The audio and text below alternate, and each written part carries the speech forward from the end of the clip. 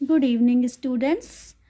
आज हम डिस्कस करेंगे सब्स्टिट्यूशन रिएक्शन में कंपोनेंट्स को जानना हमें इसलिए ज़रूरी है कि किसी भी सब्स्टिट्यूशन रिएक्शन को ना पढ़ने के पहले इसमें बेसिक कंपोनेंट्स को समझना बहुत ज़रूरी होता है। क्योंकि अब आप सोचिए कि कंपोनेंट्स क्या होते हैं, ठीक है। तो जैसे कोई आपके पास सबस्ट्रेट है, ठीक है, न्यूक्लियोफाइल होता है, सॉल्वेंट होता है, ठीक है। तो यही क्या होता है, कंपोनेंट्स होता है, ठीक है। सॉल्वेंट क्या होता है, यहाँ पर एक इम्पॉर्टेंट रोल को प्ले करता है। सॉल्वेंट बताता क्या है कि रिएक्शन कितनी फास्ट या कितनी स्लो होगी।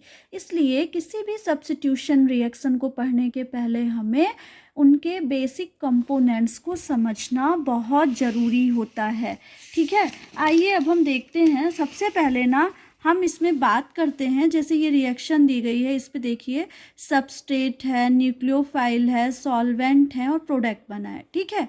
तो अब आइए हम एक एक करके इसमें डिस्कशन करते हैं। जैसे आज के लेक्चर में ना हम थोड़ा सा डिस्कशन करेंगे सबस्ट्रेट के बारे में और न्यूक्लियोफाइल के बारे में, क्योंकि न्यूक्लियोफाइल ना एग्ज़ाम के लिए बहुत इंपॉर्टेंट होता है। इससे बहुत बेसिक क्वेश्चन बनते हैं, इसलिए ना हमें इसे समझना बहुत ज़रूरी है। तो इसका एक बड़ा लेक्चर है जिसमें हम न्यूक्लियोफाइल के बारे में जानेंगे, उसकी स्ट्रेंथ के बारे में जानेंगे, कुछ क्वेश्चन को देखेंगे जो एग्ज़ाम में हमेशा आते हैं। नीट के एग्ज़ाम में भी आते हैं, जेई के एग्ज़ाम में भी आते हैं, CSIR नेट से भी इसमें बहुत क्वेश्चन आते हैं और सेट एग्ज़ाम में भी आते हैं। BSc में भी इम्पॉर्टेंट है, MSc के लिए भी इम्पॉर्टेंट है। इसलिए ना ये जो सब्स्टिट्यूशन रिएक्शन है ये पूरी की पूरी इम्पॉर्टेंट है सभी एग्ज़ाम के लिए। तो देखिए यहाँ पर, अब यहाँ पर ना हम सबसे पहले ना सबस्ट्रेट को पकड़ते हैं। सब्स्टिट्यूशन रिएक्शन में हमें सबसे पहले जो मुलाकात हमारी होती है वो सबस्ट्रेट से होती है, ठीक है ना। तो सबस्ट्रेट कुछ हैलाइड हो सकते हैं, ठीक है। सबस्ट्रेट कुछ हैलाइड हो सकते हैं, कुछ एल्कोहल हो सकते हैं, एल्कोहल ग्रुप वाले मिल सकते हैं, ठीक है। NH2 ग्रुप वाले मिल सकते हैं। ईथर भी क्या होता है, सब्स्टिट्यूशन रिएक्शन में हमें मिल सकता है। तो ये होते हैं सबस्ट्रेट। सब्स्टिट्यूशन रिएक्शन में हमें कौन कौन से सबस्ट्रेट से हमारी मुलाकात हो सकती है, कुछ हैलाइड हो सकते हैं, ठीक है। ये देखिए यहाँ पर जैसे फ्लोरीन हो गया, क्लोरीन हो गया, ब्रोमीन हो गया और आयोडीन हो गया। कुछ एल्कोहल ग्रुप वाले मिल सकते हैं, कुछ NH2 ग्रुप वाले मिल सकते हैं और हमें कुछ ईथर भी मिल सकते हैं सब्स्टिट्यूशन रिएक्शन में। तो ये तो हो गए सबस्ट्रेट। आइए अब हम एक बहुत ही इम्पॉर्टेंट कंपोनेंट्स में चलते हैं जो कि होता है न्यूक्लियोफाइल, और इसी से ना एग्जामिनर एग्जाम में भरपूर क्वेश्चन पूछते हैं। तो अब न्यूक्लियोफाइल को हम डिस्कस करते हैं कि न्यूक्लियोफाइल होता क्या है। तो आइए हम थोड़ा सा जानेंगे न्यूक्लियोफाइल के बारे में। न्यूक्लियोफाइल ना एक इलेक्ट्रॉन रिच स्पीसीज होती है। इलेक्ट्रॉन रिच मतलब इसके पास बहुत इलेक्ट्रॉन होते हैं, ठीक है। तो ये क्या होता है, इसे हम कहते हैं कि ये इलेक्ट्रॉन रिच स्पीसीज है, अमीर है इलेक्ट्रॉनों से, ठीक है।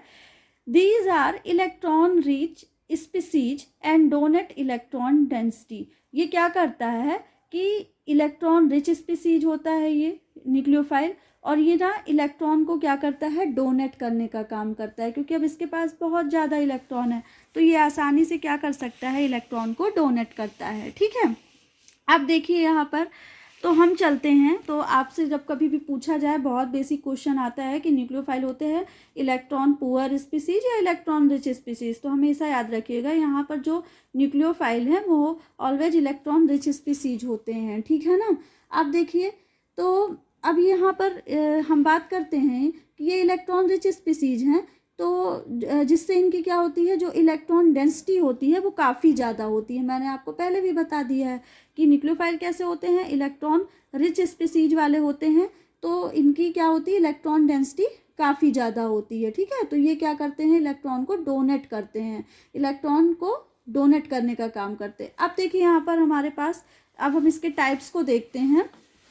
टाइप्स देखिए यहाँ पर, न्यूक्लियोफाइल ना 2 टाइप्स के हो सकते हैं। एक तो होता है न्यूट्रल, ठीक है।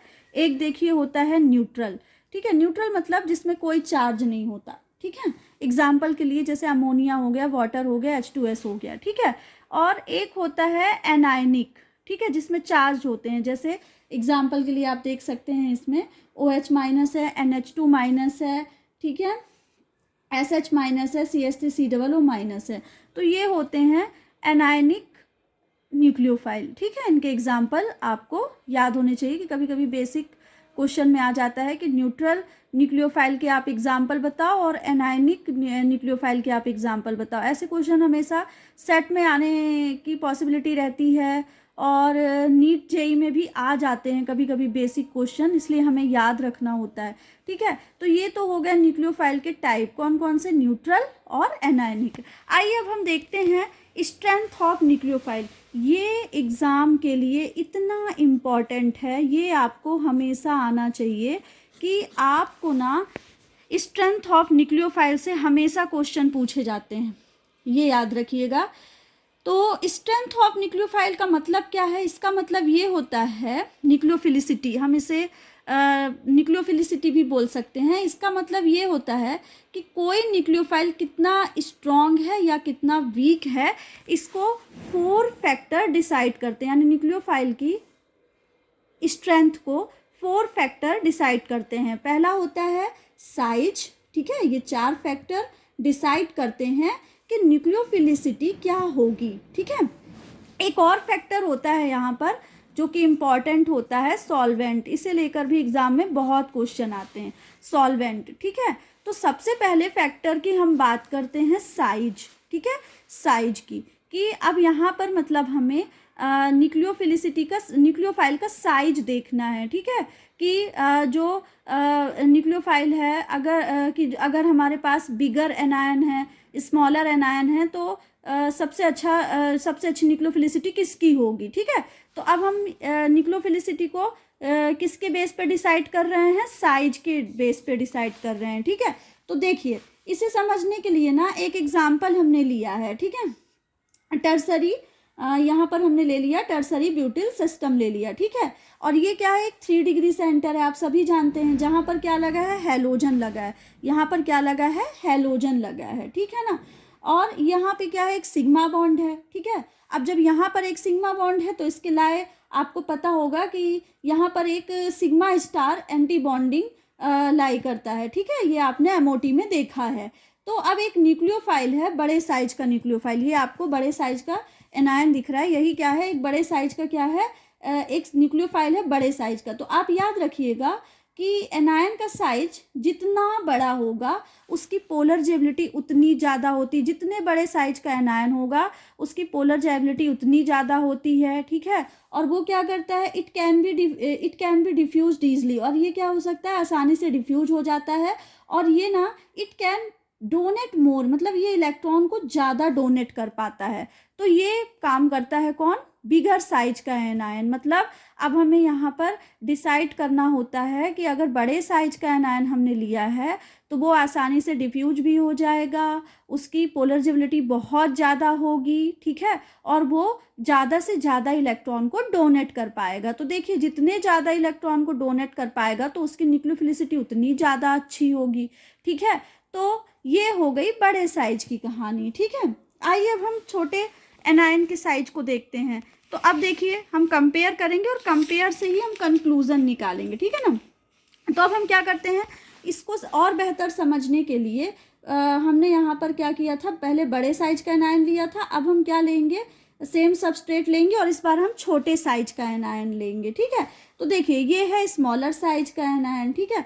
तो अब जब स्मॉलर साइज का एनायन है तो इसके जस्ट अपोजिट ही होंगे इसके कैरेक्टर, है ना। तो देखिए, अब इसकी जो बड़े साइज का एनायन था उसकी पोलर जेबिलिटी ज़्यादा थी, लेकिन यहाँ पर इसकी पोलर जेबिलिटी कम होगी। अब पोलर जेबिलिटी ज़्यादा है बड़े एनायन की, तो वो क्या करेगा? डोनेशन अच्छा करेगा, लेकिन ये डोनेशन अच्छा नहीं करता है, ठीक है। इसका ये इट डोनेट लेस, यानी ये इलेक्ट्रॉन का डोनेशन बहुत कम करता है, अच्छे से नहीं करता है। तो ये डिफरेंस हो गया इन दोनों के बीच। और मैंने क्या कहा कि जितना ज़्यादा ये इलेक्ट्रॉन को डोनेट कर पाएगा बिगर साइज का एनायन, वो उतना ही उसकी उतनी ही अच्छी न्यूक्लियोफिलिसिटी होगी। तो अब यहाँ से हम कंक्लूजन हमारा क्या निकलता है कि कंक्लूजन ये निकला कि जितने बिगर साइज का एनायन होगा, ठीक है, उसकी न्यूक्लियोफिलिसिटी उतनी ही ज़्यादा अच्छी होगी। तो कंक्लूजन क्या निकला कि बिगर एनायन डायरेक्टली प्रोपोर्शनल न्यूक्लियोफिलिसिटी, यानी जितने बड़े साइज का एनायन होगा उसकी न्यूक्लियोफिलिसिटी उतनी ही अच्छी होगी और वो उतना ही अच्छा न्यूक्लियोफाइल होगा। ठीक है, तो ये तो हो गए हमारे साइज फैक्टर के बेस्ड पर हमने जान लिया कि न्यूक्लियोफिलिसिटी कहाँ पर अच्छी होगी और कहाँ पर कम होगी। तो ये तो हो गया न्यूक्लियोफाइल का साइज के बेस्ड पर हमने डिसाइड कर लिया।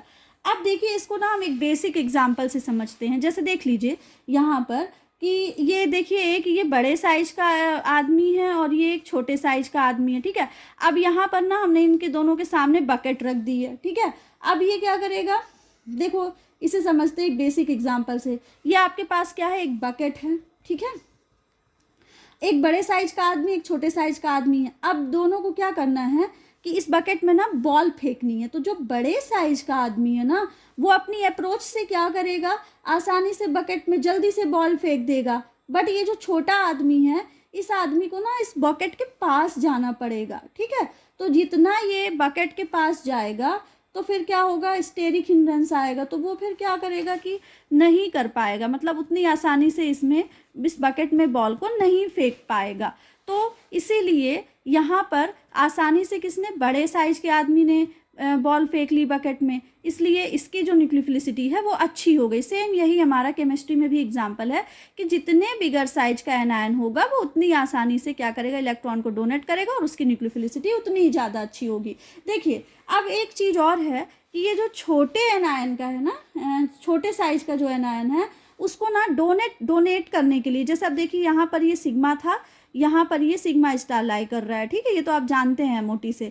तो अब ये क्या करेगा, ये एनायन को बेचारे को इसके पास जाने के लिए, ठीक है ना, इसे क्या करना पड़ेगा, छोटे साइज में एनायन को डोनेट करने के लिए, ठीक है, इसे सिग्मा स्टार के पास जाना पड़ेगा। ठीक है, और जब ये सिग्मा स्टार के पास आता है तो इसे काफ़ी हिंड्रेंस देखने को मिलेगा, इसमें बहुत ज़्यादा हिंड्रेंस आ जाएगा। ठीक है, इसलिए ये क्या करेगा, ये उतने आसानी से इलेक्ट्रॉन को नहीं डोनेट कर पाएगा, मतलब ये पूरा का पूरा जो इसकी पोलराइजेबिलिटी है ये बहुत कम रहेगी। ठीक है, और ये डोनेशन लेस करेगा, इसलिए इसकी न्यूक्लियोफिलिसिटी अच्छी नहीं होगी। तो याद रखिएगा हमेशा कंक्लूजन कि जितने बिगर साइज का एनायन होगा उसकी न्यूक्लियोफिलिसिटी उतनी अच्छी होगी और वो उतना ही अच्छा न्यूक्लियोफाइल होगा। तो ये तो आज की क्लास में हमारा साइज फैक्टर के बेस पर हमने न्यूक्लियोफिलिसिटी को जाना। ठीक है, अब ये न्यूक्लियोफाइल जो है वो हमारा दूसरा कंपोनेंट्स है। अब न्यूक्लियोफाइल को हम अलग से ही पढ़ेंगे क्योंकि इससे बहुत क्वेश्चन आते हैं। तो आज हमने साइज फैक्टर डिसाइड कर लिया। अब कल की क्लास में ना हम चलेंगे इसके, आज हमने साइज फैक्टर पे डिसाइड किया, कल हम इलेक्ट्रोनेगेटिविटी के बेस पे डिसाइड करेंगे कि इलेक्ट्रोनेगेटिविटी के बेस पे न्यूक्लियोफिलिसिटी को डिसाइड करेंगे। तो ये थी आज की class. Thank you so much guys. जो भी मिस्टेक हो तो आप बताना और जो भी डाउट हो तो आप प्लीज़ कमेंट बॉक्स में लिखना। Thank you.